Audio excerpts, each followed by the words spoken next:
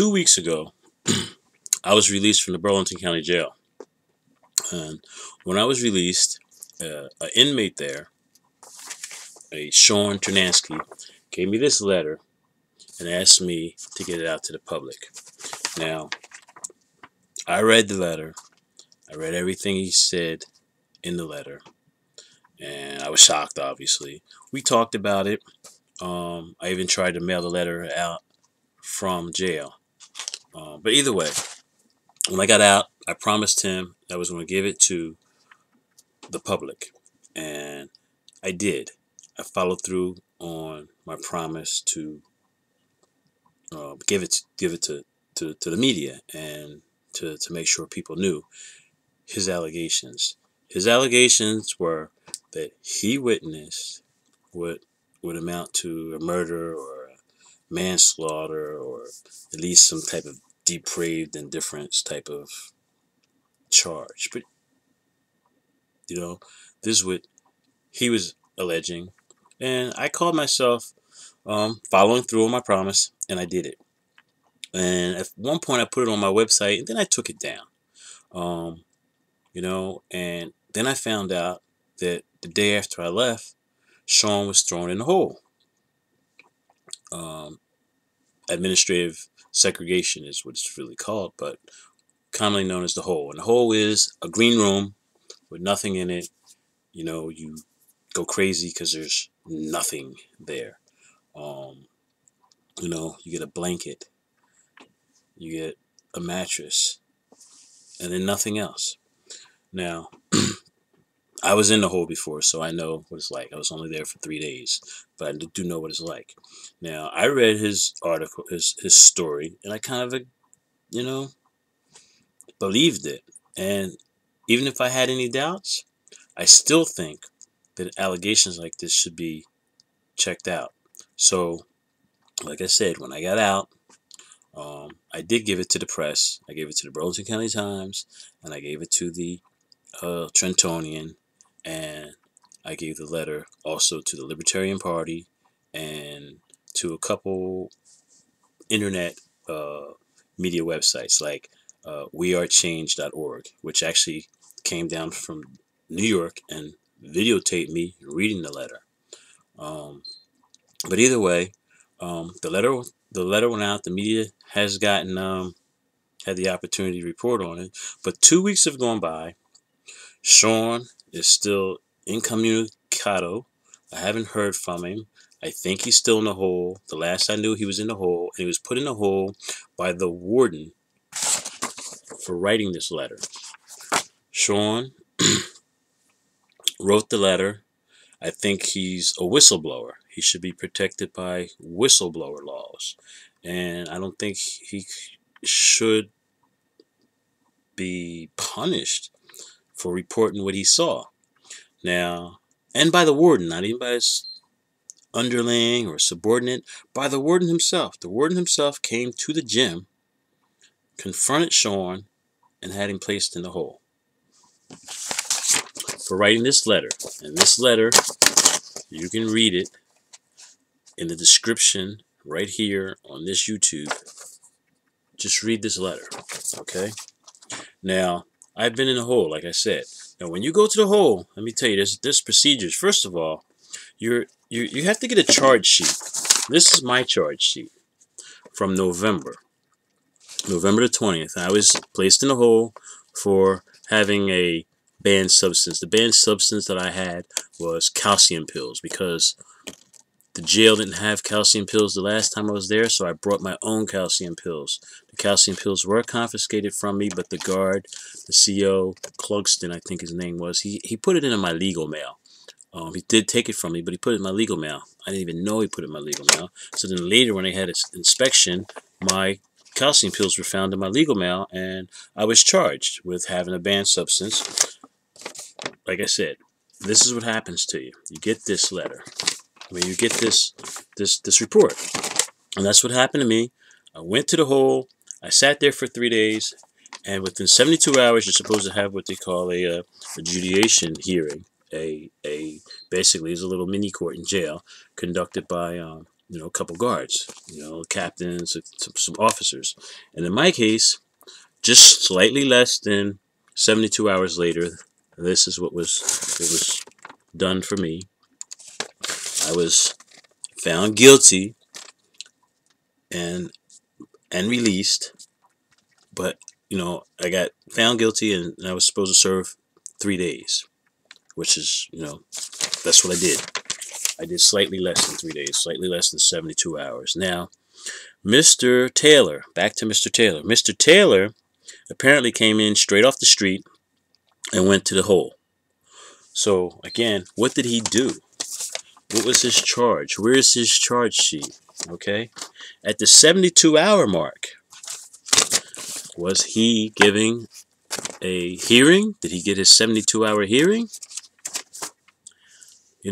Those are the things that if I was in charge of an investigation, I would ask, and I think it should be investigated. Now, the Libertarian Party, Mr. Path, he sent different public request letters to the county records asking for any records pertaining to Mr. Taylor's death. And basically, the county responded in a letter with a letter that I wouldn't really think, it doesn't sound too cool to me. Okay? Now, all these I will put on in the description as PDFs, and you can read them yourself. But this response letter was basically like, fuck off, we don't have nothing, and even if we did have something, we wouldn't give it to you. That's basically what the county records responded to it, which I'm sure is not what the intent of the Public Records Act of New Jersey was for. Okay? We did find out that Mr. Taylor, who was in jail for not paying some type of ticket, not showing up in court for a $96 ticket, was in jail for on hold for a $500 bail. Okay, but he had a $96 ticket that he did not take care of. He had a court date. He didn't go. He was thrown in jail for having and wasn't released because he didn't pay the $500 bail. And apparently, he was drunk as a skunk when he was arrested. Jail talk was he was cold and he just got drunk and just showed up in public somewhere and got arrested so he can get out of the cold. I don't know if that's true or not. That's inmate talk. I don't know. But as an inmate, a former inmate, I think it's a little perturbed, a little disturbing that he went straight from the street to the hole. Like he didn't get charged with anything. Or, let's have an investigation and find out. And again, when that question was asked to the county records, they basically said none of your business. So, back to Mr. Taylor. Mr. Taylor came straight from the street, went to the hole, sat in the hole for 5 days and died. At the 3-day mark, at the 72-hour mark, where is his hearing paperwork? Was he found guilty of something? Was he then given an additional 2 days or 10 days or something? Like, why was he there 5 days later? These are questions I would ask, having had experience in a jail. And the bad part about this is, I felt kind of funny, giving the letter, doing the letter. In fact, when I first got out, I did put it online. And then I took it down, but I did give it to everybody. And, but Sean is in the hole now. And that's just like, whoa, that's not cool. And then on top of that, he's still in the hole. No one has seen him, heard from him. I'm feeling guilty because me and him talked about it. And we felt confident that, nobody's going to do nothing to you. No one's going to happen to you. But I haven't heard from him in 2 weeks. I gave him my information, nothing. No letter, no nothing. Last I heard, he was in the hole for this issue.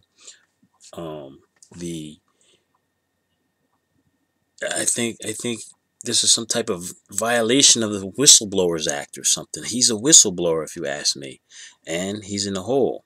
And like I said, I kind of felt like I did my duty, my obligation to get it out to the public, and then I was going to lay back and sit and watch to see what happened. But you know what? Nothing's happened in the press, and nothing's happened as far as Sean getting out of the hole and contacting me. So I'm kind of feeling guilty that he's been sitting in a hole for giving out this letter that basically I put out in the public.